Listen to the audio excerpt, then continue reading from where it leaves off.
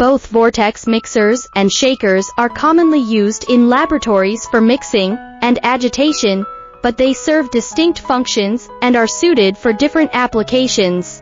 Understanding the differences between these two instruments can help researchers choose the right equipment for their needs. Vortex mixer. A vortex mixer is primarily used for mixing small volumes of liquid or suspensions by creating a swirling motion.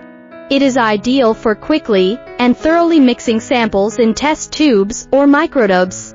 Key uses include sample preparation, mixing components before tests like PCR, homogenization, breaking down cells and tissues, chemical reactions, ensuring reagents are evenly distributed. Shaker. A shaker, on the other hand, moves samples back and forth or in a circular motion at a consistent speed.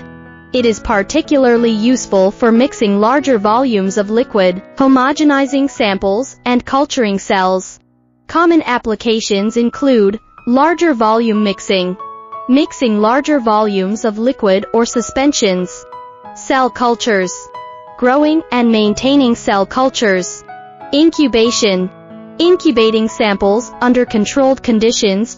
Key differences: volume handling. Vortex mixers are best for small volumes, while shakers can handle larger volumes. Agitation method.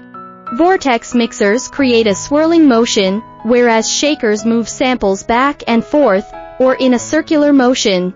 Sample type. Vortex mixers are ideal for quick mixing of small samples, while shakers are better for longer-term mixing and incubation of larger volumes. Understanding the specific needs of your laboratory work will guide you in choosing the appropriate instrument. For instance, if your main goal is to mix small volumes of liquid or suspension quickly, a vortex mixer would be the preferred choice. However, if your work involves mixing larger volumes or requires incubation, a shaker would be more suitable. To learn more about vortex mixers, shakers, and related products, feel free to visit my homepage and contact me via email. I will respond within 24 hours.